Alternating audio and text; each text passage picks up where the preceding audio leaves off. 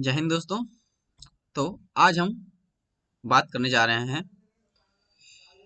Guillotine और rain of terror के बारे में, जो फ्रेंच रिवॉल्यूशन के टाइम 1793 से 1794 तक चला था। ठीक है, तो इसको जानने से पहले हम थोड़ा ये रिवाइज कर लेते हैं कि हमने पिछली बार क्या पढ़ा था। तो हमने पिछले क्लास में ये देखा था कि फ्रांस अब मोनार्क कंप्लीटली मोनार्की से ये कंप्लीटली रिपब्लिक हो चुका है। ठीक है, पहले मोनार्की था, उसके बाद कॉन्स्टिट्यूशनल मोनार्की बना, एंड देन अब ये रिपब्लिक हो चुका है। और रिपब्लिक होने के बाद अब पावर किसके हाथ में है? अब पावर है कन्वेंशन के हाथ में।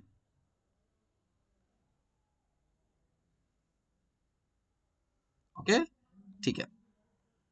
तो अब पावर कन्वेंशन के हाथ में है। ठीक है, तो अब कन्वेंशन के लीडर कौन हुए? Maximilien Robespierre. ठीक है, तो अब हम लोग देखते हैं कि आगे क्या हुआ। चलिए हम लोग फर्दर डिस्कस करते हैं। तो आप सभी का स्वागत है विद्यालय पर। मैं अमर कुमार आज का लेक्चर आप सभी का लेने जा रहा हूँ। So please be concentrated and continue studying. चलिए शुरू करते हैं। गिलोटिन, सबसे पहले हम उस समय के सबसे ज्यादा यूज में आने वाले एक डिवाइस के बारे में बात करेंगे जिसका नाम था गिलोटिन। ओके, गिलोटिन एक an instrument for inflicting capital punishment by decapitation introduced into France in 1792। अ, एक इंस्ट्रूमेंट उस समय डेवलप किया गया और उसका काम था कि बहुत ही गंभीर अपराधों के लिए या बहुत ही सीरियस क्राइम के लिए लोगों को सजा दिया जाता था, उससे उनके शरीर को अलग, उससे उनके सर को धड़ से अलग करके। ठीक है, चलिए देखते हैं। और ये कब कब से शुरू हुआ? 1792 से। Okay, the device consist of two upright posts and surmounted by a cross beam of and grooved so as to guide an oblique-edged knife, the back of which is heavily weighted to make it forcefully upon and slice the neck of a prone victim। अब देखिए, ये guillotine कुछ इस तरह का device हुआ करता था। ये देखिएगा जरा, जरा देखिएगा।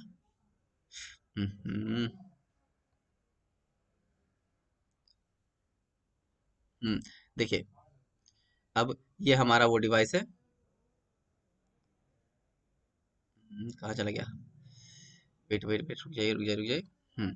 ये रहा हमारा गिलोटिन। देखिए, कहता है कि ये एक ऐसा डिवाइस था जो दो अपराइट कंटेन करता था। एक ये रहा, ठीक है, और एक ये रहा।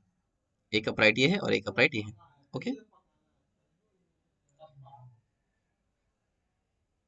posts surmounted by a cross beam and grooved to as to guide an oblique। और इस तरह के ऑब्लिक में इसको फंसा कर रखा जाता था।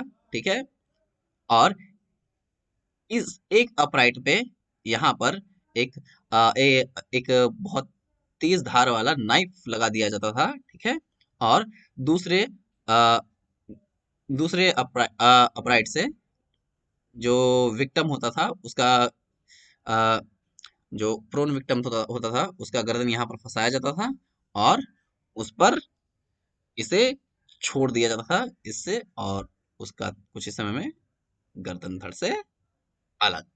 तो इस तरह का ये डिवाइस था। ठीक है, तो आगे देखते हैं। हमने डिस्कस कर लिया इसके बारे में, गिलोटिन के बारे में। अब आगे हम लोग द रेन ऑफ टेरर को डिस्कस करते हैं। ठीक है, रेन ऑफ टेरर 1793 से 1794 तक चला। ठीक है, इसके नाम से ही लग रहा है कि ये बहुत ज्यादा भयानक हुआ। ठीक है, चलिए देखते हैं क्या था ये reign of terror. Robespierre followed a policy of severe control and punishment.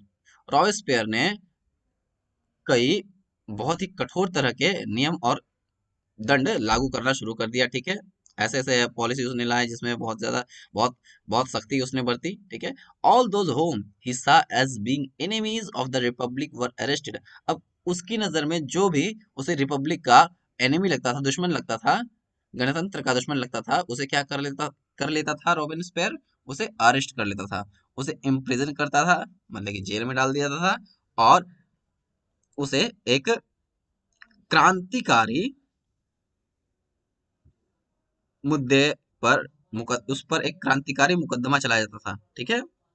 अगर कोर्ट उसे गिल्टी फाउंड करता था, अगर कोर्ट उसे गिल्टी फाउंड करता था, मतलब कि रिवोल्यूशनरी ट्राइब्यूनल में उस मुकदमे में अगर उसे कोर्ट गिल्टी फाउंड कर लेता था, तो उस पर गिलोटिन या उसे गिलोटिन पे चढ़ा दिया जाता था और उसकी गर्दन धड़ से अलग कर दी जाती थी। Robespierre's government issued laws placing a maximum ceiling on wages and prices. अब रॉबिन्सपियर के गवर्नमेंट ने एक रॉबिन्सपियर के गवर्नमेंट ने कई सारे लॉज इशू कर दिए, जिसके थ्रू कई सारे सामान के जो कीमतें थी और जो लोगों के मेहनताना था, वो फिक्स हो गई, उस पर उसको मैक्सिमम फिक्स कर दिया गया, ठीक है। मीट और ब्रेड को राशन कर दिया गया, ठीक है। पीजेंट को पीजेंट को फोर्स किया गया कि वो अपने सारे के सारे जो ग्रेन हो, यानी कि जो भी धान वगैरह हो, वो सिटीज में आकर वो सेल करे, ठीक है, और उसी प्राइस पर सेल करे जिस प्राइस पर गवर्नमेंट ने सेट किया। अब देखिए, किसान अगर ऐसा सोचते हैं तो इसमें किसानों को नुकसान क्या हो रहा है, देखिए। अब किसानों ने बहुत मेहनत से उसे उगाया, ठीक है। अब मान के चलिए कि जो खाना था या जो धान था, वो इस साल कम हुआ और अगले साल नहीं, अगले साल थोड़ा और कम हो गया, ठीक है। तो इसकी वजह से अगर गवर्नमेंट का प्राइस फिक्स है, उसी प्राइस पे हमें बेचना है, तो किसानों को तो नुकसान हो जाएगा, क्योंकि उसका उसका प्रोडक्शन ज्यादा नहीं हुआ है और वो पूरे साल उसको चला भी नहीं पाएंगे, यूज भी नहीं कर पाएंगे, तो उसके लिए उनको ज्यादा दाम में उसे बेचना पड़ेगा ना, बेचना चाहिए ना। लेकिन वो बेच नहीं पाएंगे, क्यों? क्योंकि रॉबिन्सपियर की गवर्नमेंट ने उस ग्रेन के दाम को फिक्स कर दिया है, इसीलिए वो उसे अपने मर्जी के मुताबिक बढ़ाकर नहीं बेच सकते। अगर वो बेचेंगे तो वो उसकी नजर में एक गिल्टी, मतलब कि एक दोषी होगा, ठीक है।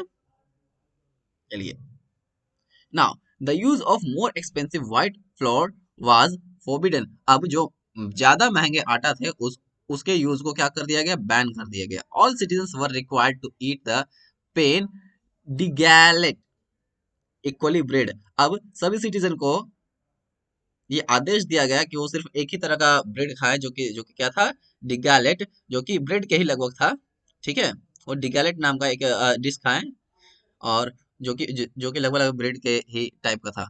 अ लोफ मेड ऑफ व्हील लोट, और वो लोफ खाए जो कि होल व्हीट से बना हुआ हो, होल व्हीट, ठीक है, made of whole wheat, okay.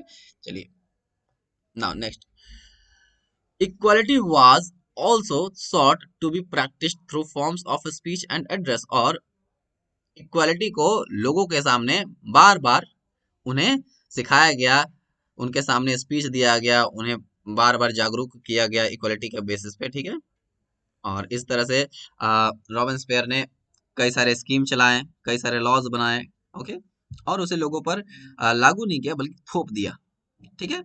Instead of the traditional monsieur and madame, all French men and women were henceforth citoyen and citoyenne, ठीक है। अब देखिए, ट्रेडिशनली वहां के जो मिनिस्टर होते थे, यानी कि जो आदमी होते थे, उन्हें मॉन्सियर कहा जाता था, ओके। और वहां की जो मिस होती थी या मिसेस होती थी, उन्हें मदामे कहा जाता था, ठीक है। लेकिन उसने एक नियम पारित किया जिसके अकॉर्डिंग अब उन्हें साइटोयन या साइटोयिन कहा जाने लगा, ओके। तो उनके ट्रेडिशनल संबोधन को पूरी तरह से हटा दिया गया, ठीक है।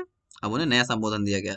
Churches were shut down and their buildings converted into barracks और ऑफिसेज। अब देखिए, क्लर्जी को तो उन्होंने अच्छे से टॉर्चर किया, क्लर्जी और नॉवेल्स को, ठीक है। और क्या किया, चर्च जो था उसको बंद करवा दिया गया, मतलब कि वो चर्च को वहां से हटा दिया गया, और उन बिल्डिंग्स को बैरक्स में बदल दिया गया, बैरक्स या ऑफिस में बदल दिया। मतलब बैरक्स मतलब कि गार्ड्स के लिए बैरक्स बना दिया गया, या उसके उसे या तो कोई गवर्नमेंट ऑफिशियल के लिए उसे ऑफिस बना दिया गया। Robespierre pursued his policies so relentlessly that even his supporters began to demand moderation. अब रोबेस्पियर ने इतने सख्ती से नियम अपने पॉलिसीज को लागू करना चालू किया कि इनफैक्ट उनके सपोर्टर भी उनके सपोर्टर भी उनसे परेशान हो गए, ठीक है। Finally he was convicted by court, और अंत में लोगों के बहुत गहरे विरोध होने के बाद 1794 में कोर्ट ने उसे दोषी पाया, ठीक है, और उसे अरेस्ट करके अगले ही दिन गिलोटिन पर चढ़ा दिया गया, ठीक है। तो यहाँ से रॉबिन्सपेयर की कहानी खत्म हो गई। लेकिन ये देखिए, रॉबिन्सपेयर की कहानी खत्म तो हो गई, बट जरा सोचिए कि उसने कई सारे एक्टिविटी अच्छे भी किए, कई सारे लॉज उसने अच्छे भी पारित किए, लेकिन क्या उसका तरीका सही था? नहीं दोस्तों, उसका तरीका बिल्कुल सही नहीं था। अगर वो सही तरीके से लोगों के ट्रेडिशनल फीलिंग्स को ध्यान में रखता, लोगों के सिचुएशन को ध्यान में रखते हुए अपने डिसीजन को लेता, तो वो हो सकता है कि उसे लोग मानते भी, बट उसने अपने डिसीजंस को लोगों पर थोपा, जिसके कारण लोगों ने उसे दोषी पाया, और कोर्ट ने उसे ये दोषी करार दिया और उसे गिलोटिन पर चढ़ा दिया गया। तो जब भी हम किसी पर अपना डिसीजन थोपते हैं, तो इसका परिणाम हमेशा बुरा होता है। इसीलिए हमें कभी भी अपने डिसीजंस को किसी और पर थोपना नहीं चाहिए। इनफैक्ट हमें उन्हें मनाना चाहिए अगर वो डिसीजन लेना सही है तो। सो गाइस, आज के लिए हम लोग इतना ही पढ़ेंगे। अगले क्लास में हम लोग नेक्स्ट टॉपिक को डिस्कस करेंगे, ठीक है, डायरेक्टरी के बारे में, ठीक है, जानेंगे डायरेक्टरी क्या है। आप लोग भी थोड़ा पढ़ के आइएगा। So till then please video को लाइक करें, शेयर करें, और इस चैनल को सब्सक्राइब करना ना भूलें, और साथ ही साथ बेल आइकन भी जरूर दबा दें। So please get ready for the next video and keep studying. Have a good day. Thank you.